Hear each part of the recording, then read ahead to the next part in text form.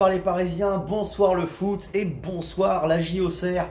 Bourguignon, Auxerrois, j'ai envie de vous dire que quand vous affrontez un Paris Saint-Germain aussi amoindri, aussi affaibli qu'en ce moment on est, il faut être capable de monter plus que ça les gars, parce que franchement, là à part les 5 premières minutes de la première mi-temps, quand on est à presque 10 avec la blessure de Guevara et la fin de match, et encore, quand le jeu, le score est déjà fait, on n'a pas vu grand chose.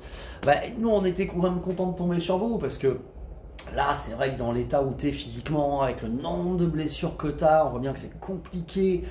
Heureusement que tu joues une équipe assez faible au Parc des Princes et que ça te permet de gagner tranquillement 2-0.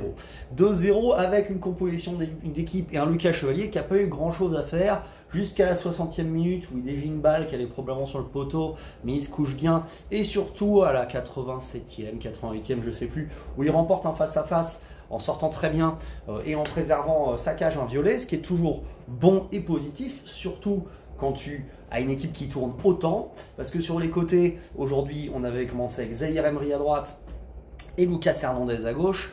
Lucas Hernandez qui confirme que quand tu as fait 2 fois les croisés, c'est quand même très dur de revenir. Et tu vois, ce joueur-là qui était capable de faire des percées, je te parle même pas du temps où il sent pour Pavard, mais quand l'année avec Mbappé, encore il y a 2 ans, avant qu'il se blesse contre Dortmund, il faisait des percées, il rentrait dedans, il apportait quelque chose. Là, je pense pas que ça soit que les consignes.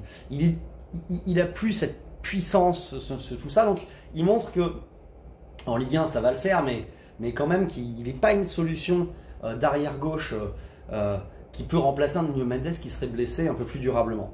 Bon, de l'autre côté, Zahir Emery, c'est un peu pareil. Tu avais quand même deux latéraux qui montent pas très haut, qui montent pas très vite, qui combinent pas très bien. Bon, Zahir Emery est plus capable de faire une ou deux percées, mais lui aussi, il n'a pas retrouvé son niveau de la avant-blessure en équipe de France.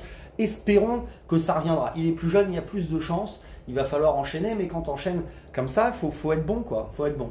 La charnière centrale, vous avez chacun mis votre but sur 2 coups de pied arrêtés, joués en 2 temps. D'abord Zabarni du pied gauche à la 33e minute, puis Beraldo autour de la 66e minute d'une belle tête prolongée. Ça fait 2-0. Beraldo est plutôt bon dans cet exercice-là. Ça fait plaisir aussi de voir que Zabarni, qui a été encore une fois très bon derrière, a beaucoup coupé, très bien, notamment en première mi-temps quand il fallait le faire. Bon, après, face à un faible Auxerre, mais que cette charnière B a bien tenu la route. Devant, dans l'axe du milieu de terrain, tu avais Vitinha en sentinelle avec Mayulu à sa gauche et Lee à sa droite. Vitinha qui est sorti juste après ce but-là, heureusement d'ailleurs, parce que c'est lui qui la donne, je crois, pour Zabarni. Et juste après ça, le coach, je pense, fait un changement tactique, parce qu'il a dû se dire que dans cette équipe du PSG qui n'avait pas beaucoup de talent quand même, tu vois, faut le dire. Peut-être que Vitinha ralentissait un peu le jeu à force de maîtriser. Parce que tu vois, Vitinha, il est génial quand tu maîtrises, parce que tu dédoubles, tu percutes jusqu'à ce que tu aies une ouverture, parce que tu as que des joueurs géniaux. Et donc là, il peut se passer quelque chose. Que là, peut-être que Luis Enrique s'est dit, ça manque un peu de vitesse. Je pense pas que ça soit une blessure pour Vitinha. J'ai rien vu en tout cas. Quand il est sorti, il s'est pas fait accompagner. Je pense pas. On verra ça. Mais je pense que c'est plutôt un choix tactique lié à avoir une envie de jouer un peu plus vite, surtout au parc. À 1-0, ça tombait bien, parce qu'à 0-0, je me serais dit, qu'est-ce que tu fais, coach? Attends d'ouvrir le score, tu sais jamais, on peut se casser les dents. À côté de ça, Mayulu, une ou deux percées, mais comme Zahir Emery, je les ai trouvés plutôt moyens, pour vous dire la vérité. Et Lee, en première mi-temps, dans son poste-là, de milieu relayeur, où on l'imaginait l'année dernière, quand on se disait où est-ce que pourrait jouer Kangin Lee, vu qu'il n'est pas bon sur le côté, il n'a pas de vitesse, il ne sait pas le faire. Là, bon, c'est pas un joueur qui perd beaucoup la balle, hein, c'est un joueur qui est capable de faire des bons coups francs, des bons corners, mais enfin bon, il a lui aussi rien apporté. Encore pire, quand Vitinha est sorti, finalement c'est lui qui l'a replacé un peu devant la défense. Il ne sait pas vraiment organiser le jeu, pas de longue transversale, pas de passe laser, pas de dribble. Où est le talent que ce joueur nous avait un peu montré à son arrivée, par moment où tu te disais, au moins il a ce côté sud-coréen, je suis partout, je me bats, j'ai un physique d'enculé. L'impression qu'il n'y a plus grand chose chez Lee. Mais Lee, tu nous as offert la Super Coupe d'Europe, mon bonhomme, tu as un totem d'immunité jusqu'en janvier. Tout comme Gonzalo Ramos devant, même si toi aussi, Gonzalo, tu fais encore pas un grand match, quoi. Après, c'est vrai que tu n'as pas du tout le profil pour le PSG de Luis Enrique, il n'y a pas de sang. Toi, tu es un joueur de tête, tu n'as pas beaucoup de vitesse, tu n'as pas un grand dribble, donc évidemment, si on ne te trouve pas dans la surface, tu peux pas faire grand chose. Tu me fais un peu penser à ce pauvre Icardi à l'époque, tu vois, genre tu me disais, il ne touche pas un ballon, bah ouais, si tu le trouves pas dans ses capacités, bon, Ramos, c'est vrai que c'est un mec pour mettre des têtes, on l'a vu, hein, d'ailleurs, c'est comme ça qu'il marque beaucoup de ses buts, ou quand il est super somme en fin de match. Titulaire, bon, bah, il est très bien comme ça, dans la rotation, contre les faibles de Ligue 1, pour lui donner du temps de jeu, pour tout, mais c'est clair qu'on est embêté.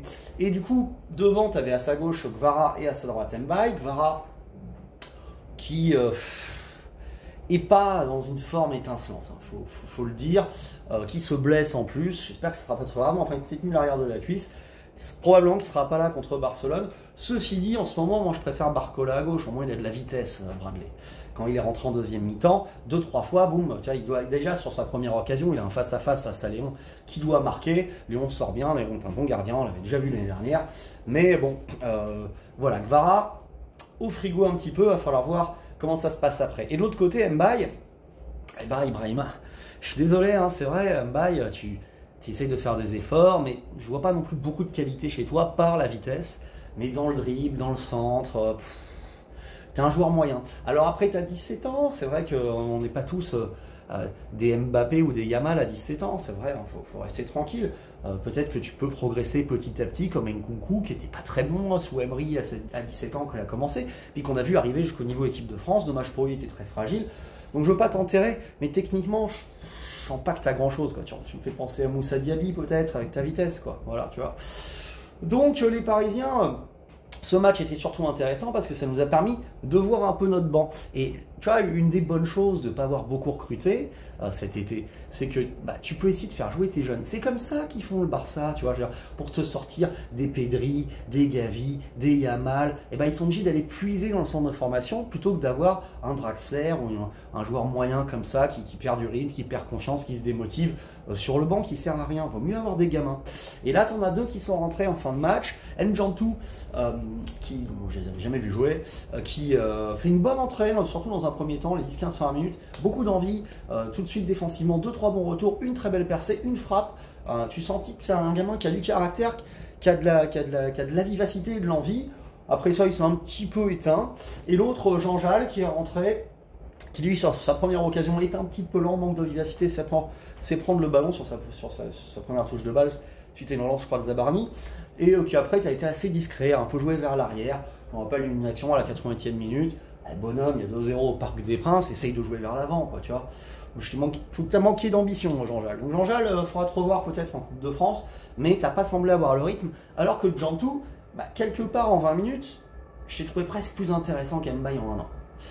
Je dis pas que tu es meilleur, j'en sais pas plus, mais tu m'as montré plus de choses que ce que j'ai vu d'Mbaye depuis un an. Donc, toi, j'ai envie de te revoir. Voilà les Parisiens, on a fait une belle revue d'effectifs, on a à nouveau un blessé, je ne sais pas dans quel état on va être contre Barcelone. Bon, vaut mieux avoir tous ces blessures, tous ces pépins maintenant en début de saison, puisque derrière, tu as quand même le temps de te rattraper aussi bien en championnat qu'en Ligue des Champions. Dans l'état où on est, si tu ramènes un point du Camp Nou, tu es content. Faut être humble, les gars. Au Camp Nou, même s'ils ont perdu Rafinha et peut-être le gardien, sinon ils sont à peu près tous là. Il y a Gavi aussi, mais qui n'est pas vraiment un titulaire, ça fait longtemps qu'il est blessé. Tu récupères Yamal, tu auras Pedri, enfin tu vois, ils sont chez eux, ils vont vouloir te cogner parce que tu leur as mis 4-1 la dernière fois, tu as été champion d'Europe, ils croient que c'était à leur place, mais ils n'ont pas été capables de taper l'Inter sur 2 matchs, alors que nous on leur a mis 5-0 à l'Inter. Bon.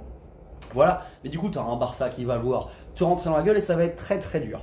Les Parisiens, bonne soirée à tous. On va regarder la petite cérémonie pour Ousmane Ballon d'Or. Ousmane Ballon d'Or, Ousmane Ballon d'Or, tout de suite. Et bonne soirée à tous.